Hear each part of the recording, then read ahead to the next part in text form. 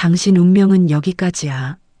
그 인간의 마지막 말이 산바람보다 더 차갑게 귓가를 때렸습니다. 멀어지는 자동차의 붉은 미등을 보며 나는 입술을 깨물었습니다. 아니, 사실은 터져나오는 웃음을 참느라 입술을 깨물어야 했습니다. 놈은 꿈에도 몰랐을 겁니다. 내가 흘린 눈물이 공포가 아니라 이 순간만을 기다려온 희열의 눈물이었다는 것을요. 먼지가 잦아들자 나는 휠체어 손잡이를 꽉 쥐었습니다. 그리고 보란 듯이 두 다리에 힘을 주어 벌떡 일어났습니다. 여보, 당신이 하나 착각한 게 있어. 내 운명은 이제부터 시작이라는 거. 이야기 시작 전에 구독과 좋아요 부탁드리며 끝까지 함께 해주세요. 산속에는 정막만이 감돌았습니다. 놈이 타고 떠난 검은색 세단은 이제 꼬리조차 보이지 않았습니다. 나는 천천히 숨을 들이마셨습니다. 6개월 만에 처음으로 남의 눈치를 보지 않고 두 다리로 땅을 딛고 서보는 순간이었습니다. 발바닥을 통해 전해지는 거친 흙 감촉이 이렇게나 반가울 줄은 몰랐습니다. 으드득, 나도 모르게 이가 갈렸습니다. 방금 전까지 놈이 연기하던 그 역겨운 표정이 눈앞에 어른거렸기 때문입니다. 순영아, 공기 좋은 데서 좀 쉬고 있어. 내가 곧 데리러 올게. 새빨간 거짓말이었습니다. 놈은 나를 태우고 이 깊은 산속까지 올라오는 내내 콧노래를 흥얼거렸습니다. 백미러로 힐끔힐끔 내 눈치를 살피면서도 입꼬리가 귀에 걸리는 걸 주체하지 못하더군요. 아마도 내연녀 혜란이와 통화하며 미리 샴페인이라도 따놓으라고 했을 겁니다. 휠체어에 앉은 늙고 병든 아내, 똥도 못 가리는 짐짝 같은 여편네를 드디어 처리했다고 믿고 있을 테니까요.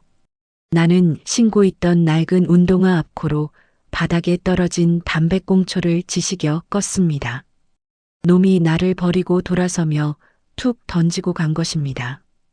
평생을 남편 뒷바라지하며 헌신한 대가가 고작 이 담배꽁초 하나와 산속육이라니. 30년 세월이 참으로 허무하게 느껴질 법도 했지만 이상하게도 슬픔은 느껴지지 않았습니다. 대신 가슴 깊은 곳에서 뜨거운 불덩이가 치밀어 올랐습니다. 그래, 조대식. 네가 원한 게 이거였지? 나 없이 네 그 잘난 년이랑 우리 땅, 우리 건물 다 팔아먹고 떵떵거리며 사는 거.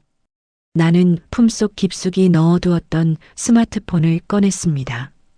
손이 부들부들 떨렸지만 그것은 추위 때문이 아니었습니다. 액정 화면 위에는 선명하게 녹음 중이라는 글자가 붉게 깜빡이고 있었습니다. 녹음 시간 3시간 42분 15초. 집에서 출발할 때부터 지금까지 놈이 차 안에서 혜란이와 나눴던 통화 내용, 나를 산속에 버리며 내뱉은 저주 같은 말들, 그리고 놈이 떠나며 엑셀을 밟던 소리까지 하나도 빠짐없이 고스란히 담겨 있었습니다. 죽어버려라, 임순영. 내가 죽어야 내 인생이 핀다. 아까 놈이 혼잣말처럼 중얼거린 그 목소리가 환청처럼 들려오는 듯 했습니다. 나는 녹음 종료 버튼을 누르고 곧바로 단축번호 1번을 눌렀습니다. 신호가 가기도 전에 상대방이 전화를 받았습니다. 여보세요? 사모님, 괜찮으십니까? 다급한 김 변호사의 목소리였습니다. 변호사님, 내 목소리는 놀라울 정도로 차분하게 나왔습니다. 네, 사모님. 지금 위치 추적 중입니다. 경찰이랑 같이 이동하고 있습니다. 혹시 남편분이 떠났습니까? 방금 갔어요. 아주 신이 나서 가더구먼.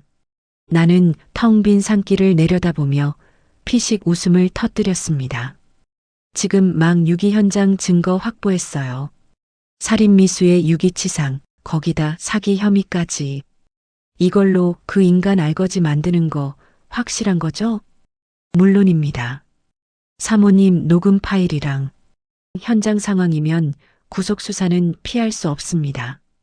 놈이 집에 도착하기도 전에 저희가 먼저 들이닥칠 겁니다.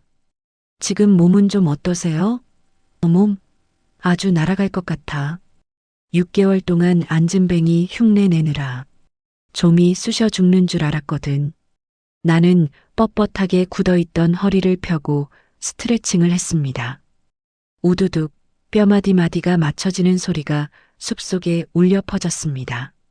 사실 6개월 전 의사 선생님이 기적적으로 신경이 돌아오고 있습니다라고 했을 때만 해도 나는 바로 남편에게 알리려 했습니다. 내 다리가 낫는 걸 누구보다 기뻐해 줄 사람이라고 믿었으니까요. 하지만 그날 밤 병실 문 밖에서 들려오던 놈의 통화 소리가 내 입을 막았습니다. 아, 글쎄 의사가 가망 없다니까. 저 여편네 죽기 전엔 그 땅 못 팔아. 차라리 어디 산속에다 버려두고 실종 신고를 낼까? 그때 내 심장이 덜컥 내려앉는 소리를 놈은 듣지 못했을 겁니다. 나는 그날 밤 베개에 얼굴을 묻고 피눈물을 흘리며 맹세했습니다. 내 다리로 보란 듯이 일어서서 내 놈을 내 발 아래 무릎 꿇리겠노라고. 지난 6개월은 지옥 같았습니다.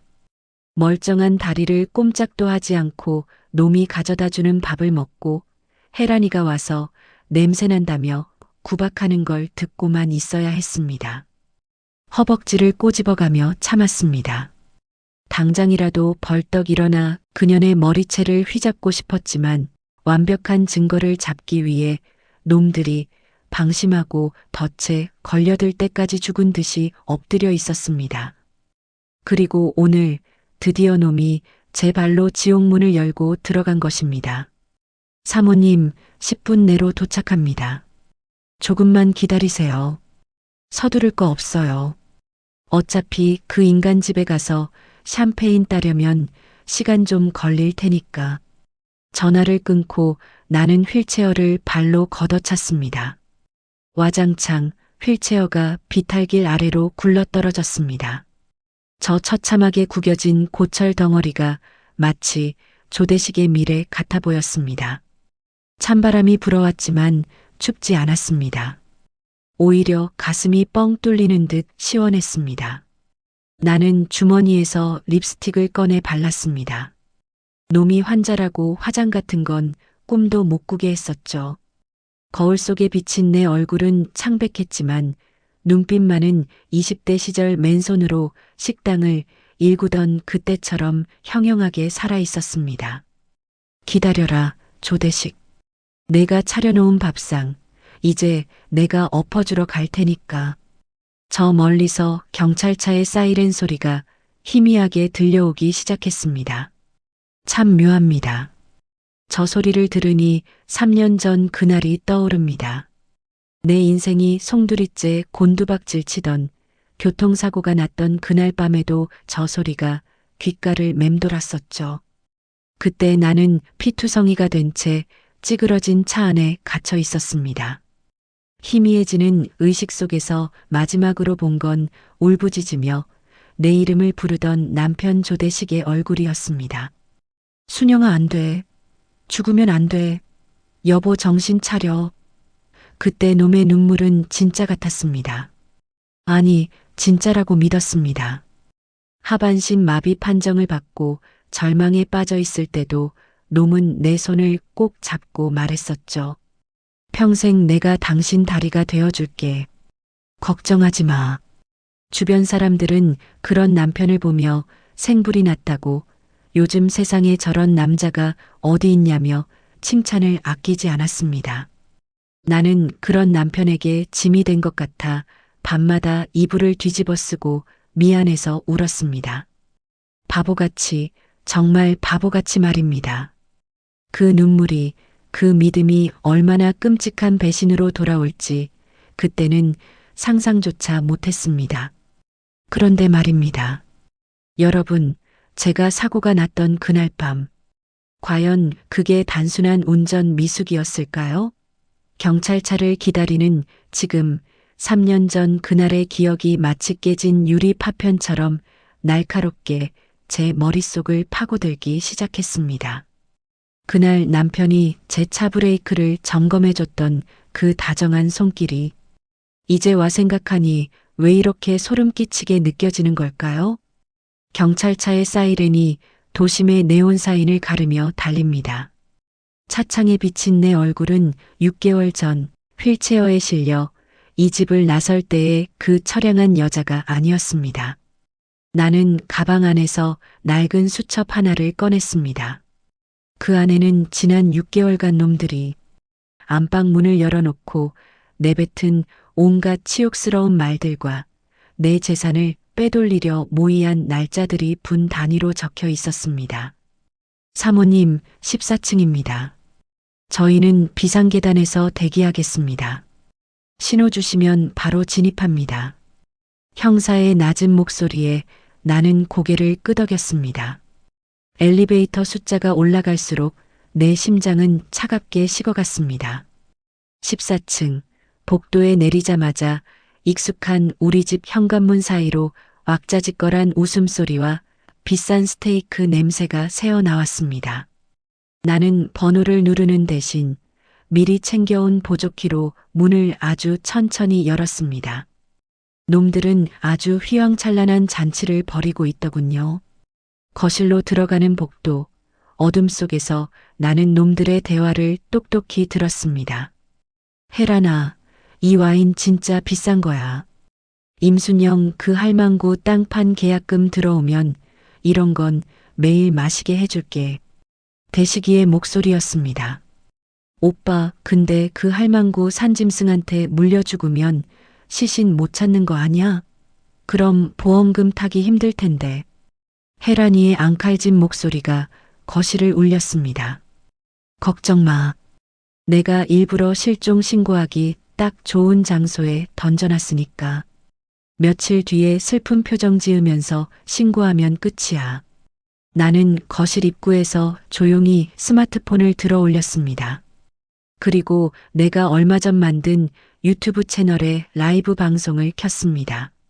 아니요, 경찰에게 보낼 영상이 아니라 놈들의 추악한 민낯을 천하에 공개할 준비를 마친 겁니다. 자, 여러분. 지금부터 한 남자가 자기 아내를 산에 버리고 와서 벌이는 축하 파티를 감상하시죠. 내 나지막한 목소리가 거실로 흐르자 소파에 엉겨붙어 있던 두 사람의 몸이 돌처럼 굳었습니다. 나는 거실 조명 스위치를 탁 켰습니다. 임순영. 대식이가 들고 있던 와인잔이 대리석 바닥에 떨어져 박살이 났습니다. 붉은 와인이 마치 피처럼 사방으로 튀었습니다. 혜란이는 비명을 지르며 대식이 뒤로 숨었죠. 그 꼴이 어찌나 가관인지 나는 천천히 거실 한복판으로 걸어 들어갔습니다. 6개월 동안 휠체어 없이는 한 걸음도 못 떼던 여자가 당당히 두 발로 걷는 모습에 대식이는 귀신이라도 본 듯 바닥을 기었습니다. 왜 죽은 마누라가 돌아오니 반가워 죽겠어? 조대식, 내가 차려놓은 이 잔치상. 사실은 내 제사상인 건 몰랐나 보네. 나는 식탁 위에 놓인 스테이크 접시를 집어들고는 놈의 발치에 던져버렸습니다. 먹어. 내 인생의 마지막 만찬이니까. 순영아, 이게 어떻게 된 거야? 너 다리가 어떻게? 대식이가 더듬거리며 내 바지춤을 잡으려 했습니다. 나는 그 더러운 손을 구두굽으로 콱 짓눌렀습니다. 내 다리, 내가 혜란이랑 안방에서 뒹굴 때 나는 새벽마다 거실 바닥을 기어다니며 재활했어. 내 놈이 내 인감도장 찾으려고 온 집안을 뒤집을 때 나는 내 놈 통화 내용을 다 녹음하고 있었고 혜란이가 사르르 떨리는 목소리로 소리쳤습니다. 이거 무단 침입이야. 당장 나가. 나는 피식 웃으며 혜란이의 뺨을 향해 손을 날렸습니다. 짝! 소리가 거실에 선명하게 울렸습니다. 무단 침입? 이 집 명예 아직 내 이름으로 되어 있는 거 잊었니? 그리고 이거 아까 내가 쏟았던 죽그릇 값이야. 나는 혜란이의 머리채를 휘잡아 소파 위로 던져버렸습니다. 그때 대식이가 갑자기 눈빛을 바꾸더니 식탁 위에 있던 칼을 집어들었습니다. 그래, 죽어. 산에서 못 죽인 거 여기서 끝내주마. 놈이 달려드는 순간 나는 미리 약속한 신호를 보냈습니다. 지금입니다. 쾅! 소리와 함께 현관문이 부서질 듯 열리며 형사들이 들이닥쳤습니다. 대식이는 칼을 휘두르기도 전에 바닥에 처박혔고 혜란이는 수갑 소리에 거품을 물고 쓰러졌습니다. 나는 그 난장판 속에서 식탁에 남은 와인 병을 들어 놈의 머리 위로 천천히 들이부었습니다. 대식아, 감옥 가면 술 생각 많이 날 텐데 미리 많이 마셔둬. 아, 참. 내가 혜란이 이름으로 빼돌리려던 비자금 계좌 김 변호사가 이미 지급정지시켰어. 한 푼도 못 쓸 거야. 넌 이제 그냥 알거지의 살인미수범일 뿐이야. 수갑이 채워진 채 끌려나가는 대식이가 나를 향해 저주를 퍼부었습니다. 임순영, 내가 무사할 줄 알아? 내가 나가면 널 갈기갈기 찢어 죽일 거야. 놈의 발악에 나는 놈의 귓가에 대고 낮게 속삭였습니다. 못 나갈걸? 내가 3년 전 내 차 브레이크 만지는 거 블랙박스 복원했거든. 유기치상 정도가 아니라 살인미수 혐의가 아주 두툼해질 거야. 평생 거기서 썩어. 놈의 눈동자가 공포로 흔들리는 걸 확인한 뒤 나는 형사들에게 고개를 숙여 인사했습니다. 놈들이 사라진 거실에는 정적이 찾아왔습니다. 나는 엉망이 된 소파에 깊숙이 몸을 묻었습니다. 눈물은 나오지 않았습니다. 대신 가슴속이 얼음물을 마신 듯 시원하면서도 한편으론 씁쓸한 구멍이 뚫린 기분이었습니다. 식탁 위에는 아직 식지 않은 스테이크 하나가 덩그러니 놓여 있었습니다. 나는 그것을 쓰레기통에 쏟아버리며 다짐했습니다. 순영아, 이제 남의 다리가 아니라 내 다리로 걷는 거야. 저런 쓰레기들이 차려준 밥상은 필요 없어. 내가 직접 차린 따뜻한 밥 먹으면서 이제 진짜 사람답게 살아보자. 저 멀리서 동이 트기 시작했습니다. 지옥 같던 밤이 지나고 나의 새로운 아침이 밝아오고 있었습니다. 하지만 여러분, 이게 끝인 줄 아셨나요? 며칠 뒤 구치소에 수감된 대식이가 저에게 피로 쓴 편지 한 통을 보내왔습니다. 그 안에는 제가 전혀 상상하지 못했던 우리 친정집과 관련된 충격적인 비밀이 담겨 있었는데요. 대식이가 수갑을 차고 끌려간 지 일주일. 집안은 고요해졌지만 내 마음속 폭풍은 잦아들지 않았습니다. 놈이 남긴 비린내를 지우려 온 집안을 락스로 박박 닦고 있는데 우편함에 꽂힌 누런 봉투 하나가 눈에 들어왔습니다. 보낸 사람 이름 석자, 조대식. 놈의 이름을 보는 것만으로도 구역질이 올라왔습니다. 봉투를 뜯자 퀴퀴한 냄새와 함께 비뚤비뚤한 글씨가 적힌 종이가 툭 떨어졌습니다. 종이 곳곳에는 붉은 얼룩이 묻어 있었죠. 놈이 손가락이라도 깨물어 쓴 건지 아니면 피처럼 보이려 잉크를 칠한 건지 알 수 없었지만 내용은 가관이었습니다. 순영아, 나 이대로 안 죽는다. 내가 모르는 게 하나 있지? 30년 전 내 아버지가 돌아가실 때 그 과수원 땅이 왜 내 이름으로 넘어왔는지 알아? 내가 효녀 노릇한답시고 나한테 고맙다며 넘겨준 그 땅. 사실은 내가 내 아버지를 여기까지 쓰마. 궁금하면 면회와라. 안 오면 그 비밀 너 죽을 때까지 영원히 모를 거다. 심장이 멈추는 것 같았습니다. 30년 전 내가 시장 바닥에서 장사를 시작하기도 전 우리 아버지가 갑작스러운 심장마비로 돌아가셨을 때의 일이었습니다. 당시 새신랑이었던 대식이는 넋이 나간 나를 대신해 모든 뒤처리를 도맡았고 나는 고마운 마음에 아버지의 유산이었던 작은 과수원을 그놈 이름으로 돌려줬습니다. 그런데 이제 와서 그게 내 아버지를 죽였다는 소리인가? 나는 떨리는 손으로 김 변호사에게 전화를 걸었습니다. 변호사님, 조대식 이 인간이 우리 아버지 죽음까지 입에 올리고 있어요. 이게 대체 무슨 소릴까요? 김 변호사의 목소리는 냉철했습니다. 사모님, 놈의 마지막 발악입니다. 흔들리면 놈이 원하는 대로 되는 겁니다. 일단 면회는 제가 대신 가겠습니다.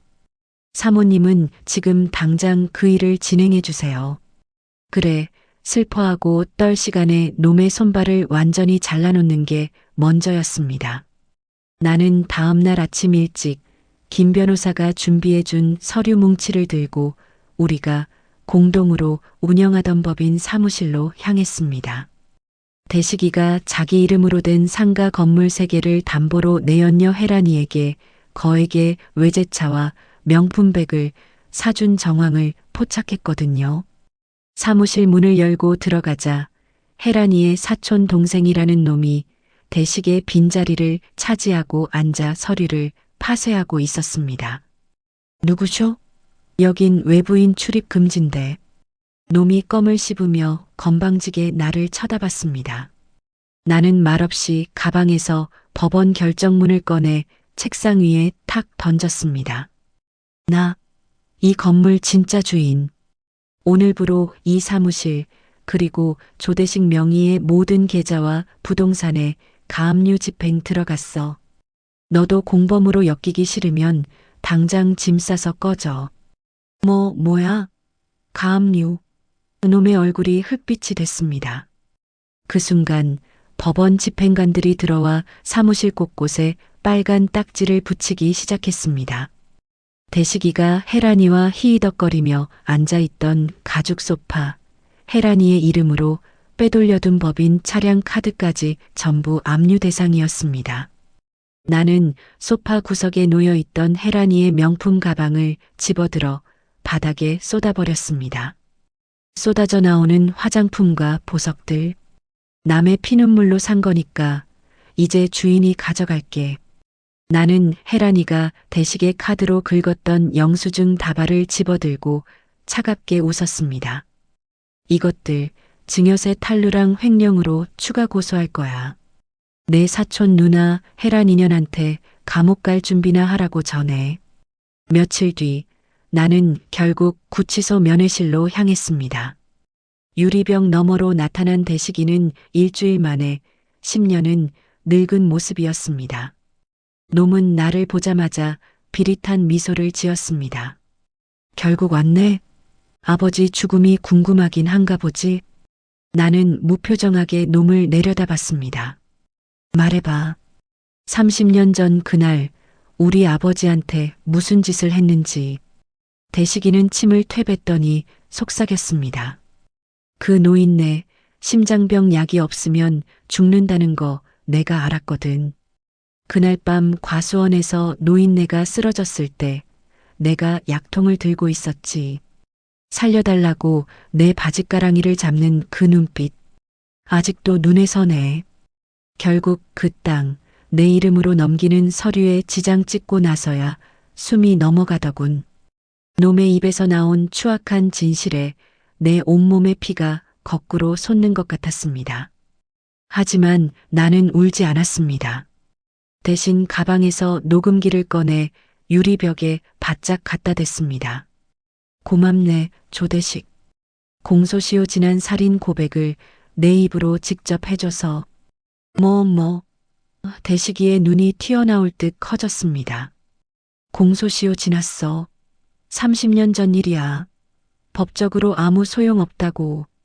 그래, 형사처벌은 못하겠지. 하지만 이 사실이 세상에 알려지면 내가 지금 항소하려고 준비 중인 그 살인미수 재판. 판사님이 내 이 추악한 과거를 듣고도 정상을 참작해 주실까? 그리고 무엇보다 내가 그 땅을 불법적인 수단으로 가로챘다는 증거가 나왔으니 민사재판으로 그 땅과 건물을 다시 내 이름으로 찾아오는 건 시간 문제야. 나는 자리에서 일어나 차갑게 놈을 내려다봤습니다.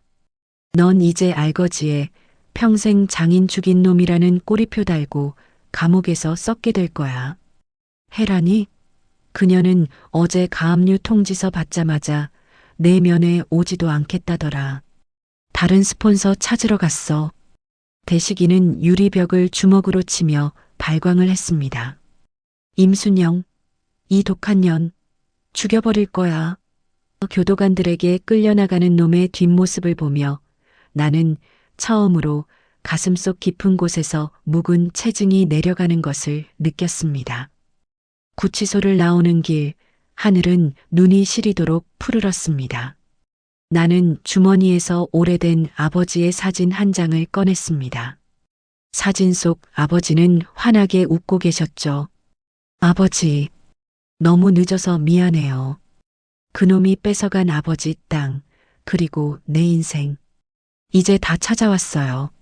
하지만 여러분, 돈을 되찾는다고 상처가 다 아물까요?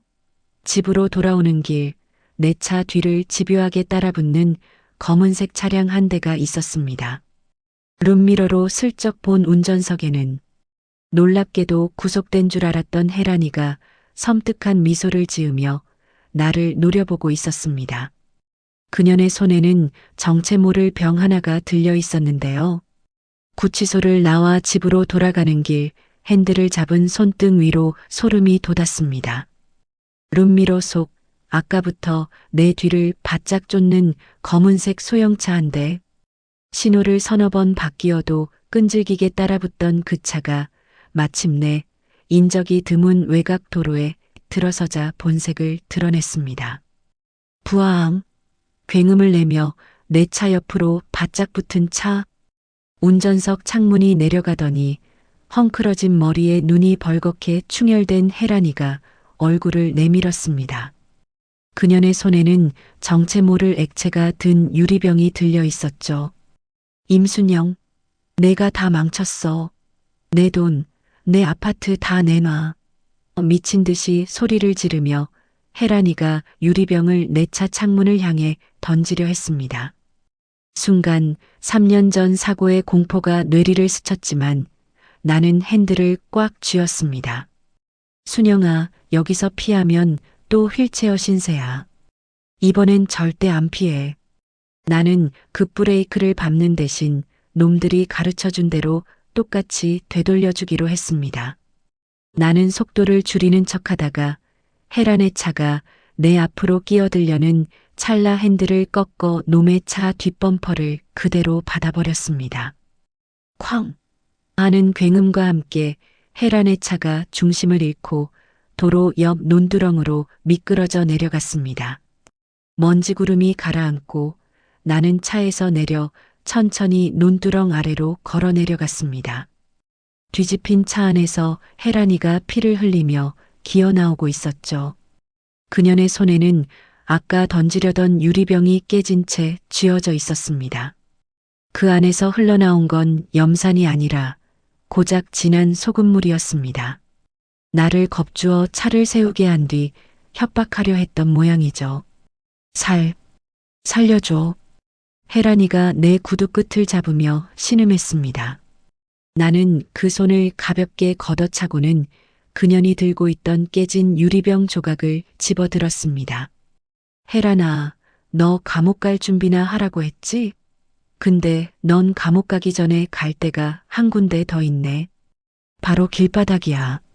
나는 가방에서 대식이가 혜란이에게 사줬던 아파트의 매매 계약서 사본을 꺼내 그녀의 얼굴 앞에 뿌렸습니다. 이 아파트 대식이가 내 돈 횡령해서 내 이름으로 산 거라 법원에서 원인 무효 판결 났어. 너 오늘부로 그 집에서 쫓겨나는 거야. 내 명품백, 아까 압류 집행관들이 싹 다 가져갔고, 안 돼. 내 아파트, 내 가방. 혜란이가 울부짖었지만 나는 눈 하나 깜짝하지 않았습니다. 조대식은 감옥에서 30년 전 우리 아버지 죽인 사실까지 자백했어. 너도 공범으로 엮이기 싫으면 조용히 입 닥치고 경찰 기다려. 아, 마침 저기 오네.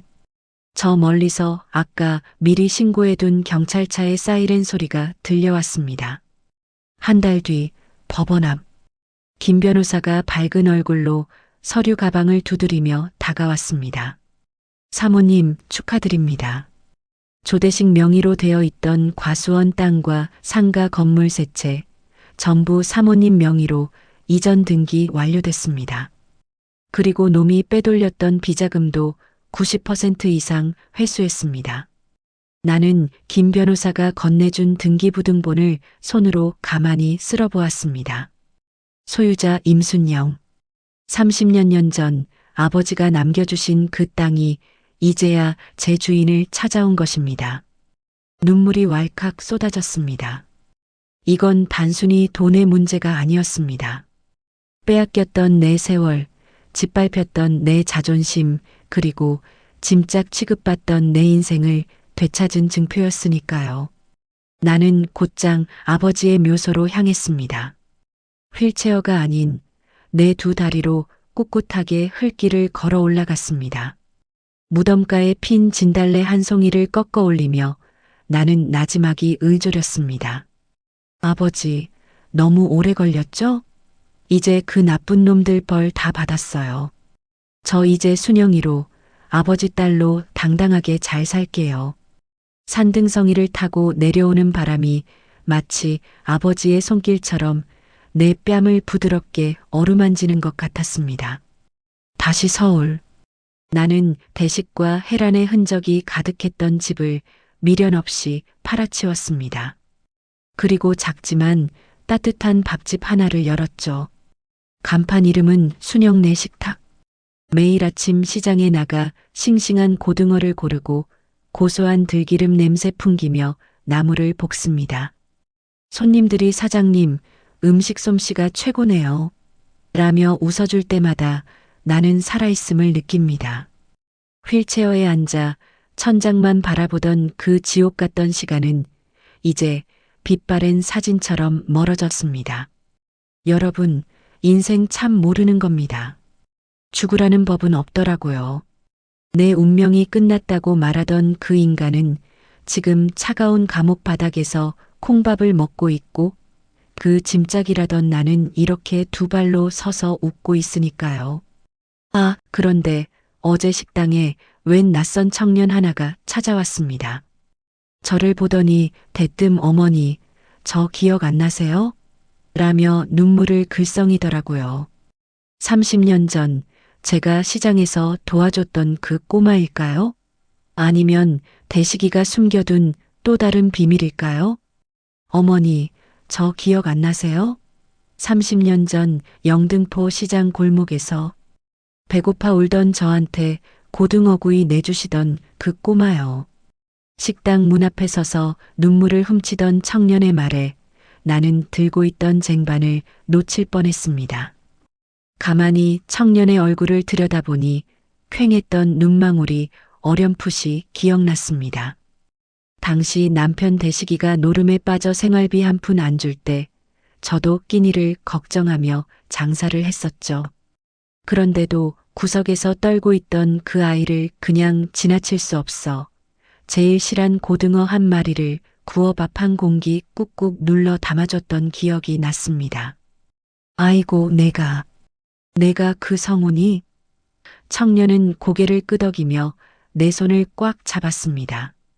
이제는 번듯한 정장을 입고 건실한 청년으로 자란 성훈은 놀랍게도 현재 우리 지역에서 명망 높은 세무법인의 대표가 되어 있었습니다. 성훈은 내 손등의 흉터와 굽은 손가락을 보며 목이 메어 말했습니다. 어머니 식당 개업하셨다는 소식 듣고 한달음에 달려왔습니다. 그런데 어머니, 제가 오면서 조대식 씨와 관련된 서류들을 좀 검토해 봤는데 아직 어머니가 모르시는 아주 중요한 사실이 하나 더 있습니다.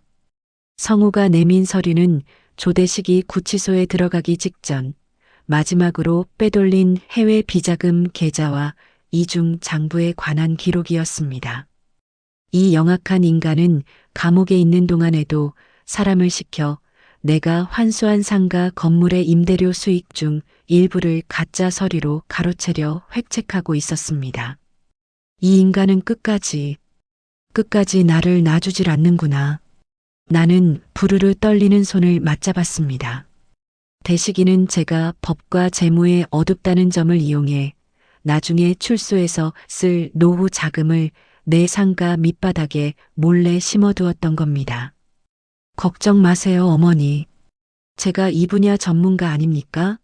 조대식이 숨겨둔 이 유령법인들 제가 다 파헤쳐서 법적으로 어머니 명의로 돌려놓거나 국가에 환수시켜서 조대식의 형량을 더 늘려버리겠습니다. 성우와 김 변호사가 손을 잡았습니다. 전문가 둘이 달라붙자 대식의 마지막 발악은 종이호랑이처럼 찢겨나갔습니다. 구치소에서 이 소식을 들은 대식이는 실신했다는 소문이 들려왔고 혜란이 또한 대식에게 돈 한 푼 받을 길이 완전히 차단되자 빚쟁이들에게 끌려 지방 어디론가 사라졌다는 소식이 들려왔습니다. 그로부터 몇 달 뒤 대식의 최종 선고 날이 밝았습니다. 30년 전 우리 아버지의 죽음과 관련된 간접살인 정황, 3년 전의 살인미수, 그리고 이번에 성우가 밝혀낸 거액의 횡령과 탈세까지 합쳐져 대식에게는 무기징역에 가까운 중형이 내려졌습니다. 재판장을 나오는 길 나는 처음으로 하늘을 우러러 크게 소리내어 웃었습니다. 휠체어에 앉아 천장에 파리떼를 세며 죽음을 기다리던 그 임순영은 이제 없었습니다. 가게로 돌아오니 성우와 직원들 그리고 그동안 제 사연을 듣고 응원해주던 동네 사람들이 축하 파티를 준비해 두었더군요. 식탁 위에는 조대식이 차려준 비린내 나는 스테이크가 아니라 정성 가득한 나물밥과 구수한 된장찌개가 김을 모락모락 피우고 있었습니다. 사장님, 고생 많으셨어요. 이제 꽃길만 걸으세요. 사람들의 박수 소리에 눈물이 핑 돌았습니다. 돈을 되찾은 것보다 더 소중한 건 내 주변에 이렇게 좋은 사람들이 다시 모였다는 사실이었습니다. 조대식은 지금 차가운 벽만 바라보며 평생 나오지 못할 방에 갇혔고 혜란이는 자신의 욕심에 스스로 잡아먹혔습니다. 아기는 결국 자신이 판 무덤에 빠지게 되어 있다는 그 옛말 하나 틀린 게 없더군요. 사장님, 3번 테이블 고등어 하나 추가요. 손님의 활기찬 목소리에 나는 앞치마를 질끈 동여맵니다. 네, 금방 나갑니다. 내 두 발로 힘차게 땅을 박차고 주방으로 달려갑니다. 이 건강한 다리로, 이 정직한 손으로 일구는 하루하루가 어찌나 달콤한지 모릅니다. 식당 문을 연 지 1년이 지났습니다. 이제는 점심시간이면 자리가 모자랄 정도로 소문난 맛집이 됐죠. 그런데 몇 달 전부터 매일 오후 2시 점심 전쟁이 한바탕 휩쓸고 간 뒤면 어김없이 찾아오는 손님이 한 분 있습니다. 근처에서 작은 가구 공방을 운영한다는 민 사장님이었습니다. 덥수룩한 머리에 작업복 차림이지만 눈매만큼은 호수처럼 깊고 선한 분이죠. 처음엔 그저 말수가 적은 손님인 줄만 알았습니다. 그런데 이 양반 올 때마다 고등어구이 하나를 시켜놓고는 제가 일하는 모습에서 눈을 떼지 못하더군요. 그러던 어느 날 비가 부슬부슬 내리는 오후였습니다. 민 사장님이 계산대 앞에서 머뭇거리더니 등 뒤에서 투박한 손으로 작은 안개꽃 다발 하나를 쓱 내미는 게 아니겠어요. 이거 오는 길에 예뻐서 샀습니다. 임 사장님이랑 닮은 것 같아서요. 그 말을 뱉고는 얼굴이 대추처럼 빨개져서 도망치듯 나가는 뒷모습을 보는데 제 가슴이 쿵 하고 내려앉았습니다. 30년 넘게 조대식의 아내로 살면서 단 한 번도 느껴보지 못한 머리털 나고 처음 느껴보는 낯설고도 간지러운 설렘이었습니다. 민 사장님은 그날 이후로 조금씩 자기 이야기를 들려주었습니다. 젊은 나이에 아내를 먼저 보내고 10수년을 혼자 지내오셨다는 사연, 그리고 제 식당에 처음 왔을 때 제가 손님들 밥그릇에 꾹꾹 담아주는 그 정성을 보고 마음이 움직였다는 고백까지요. 순영 씨, 나도 당신 사연 소문 들어서 압니다. 얼마나 힘들고 고통스러운 길 걸어왔는지. 내가 감히 다 안다고 말할 순 없지만 이제 그 집 나랑 나눠지면 안 될까요? 식당 영업을 마친 늦은 저녁, 비어있는 홀에서 민 사장님이 제 거친 손을 가만히 맞잡았습니다. 고등어 비린내와 락스 냄새가 밴 제 못난 손을 그는 마치 세상에서 가장 귀한 보석이라도 다루듯 소중하게 감싸 쥐었습니다.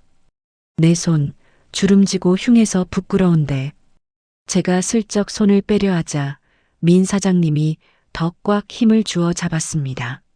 아닙니다. 이 주름이 얼마나 아름다운지 당신은 모를 겁니다. 이 손이 지켜낸 세월, 내가 평생 아껴주고 싶습니다. 그 따뜻한 온기에 제 마음속에 남아있던 마지막 얼음 조각이 스르르 녹아내렸습니다. 복수가 끝났을 때도 나오지 않던 눈물이 그제야 본물 터지듯 쏟아졌습니다. 조대식에게 짓밟혔던 세월이 억울해서가 아니라 나도 이제 누군가에게 사랑받는 한 여자로 돌아갈 수 있다는 안도감이었습니다. 요즘 저는 민 사장님과 함께 새로운 인생의 지도를 그려가고 있습니다.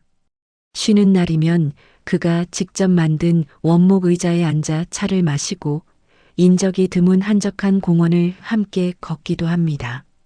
제 곁에서 보폭을 맞춰 걷는 민 사장님을 보며 생각합니다. 내 인생의 봄은 20대 꽃다운 시절이 아니라 환갑을 넘긴 바로 지금이라고요. 이제 제 곁에는 저를 산속에 버릴 궁리를 하는 악마가 아니라 제 보폭이 늦어질까봐 늘 뒤를 돌아봐주는 다정한 연인이 있습니다. 얼마 전에는 민 사장님이 선물이라며 제 공방 의자 밑에 작은 이름을 새겨주었습니다. 임순영의 자리.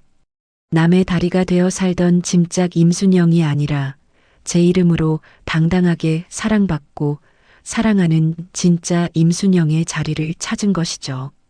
여러분, 제 긴 이야기의 진짜 끝은 복수가 아니라 사랑이었습니다. 인생의 밑바닥까지 가봤던 제가 자신 있게 말씀드립니다.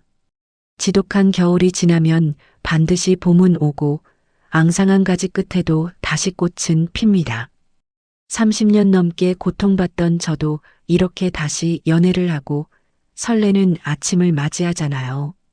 지금 혼자 계신다고 혹은 마음의 문을 닫으셨다고 너무 외로워하지 마세요. 인연은 생각지도 못한 곳에서 따뜻한 밥 한 그릇처럼 여러분을 기다리고 있을 겁니다.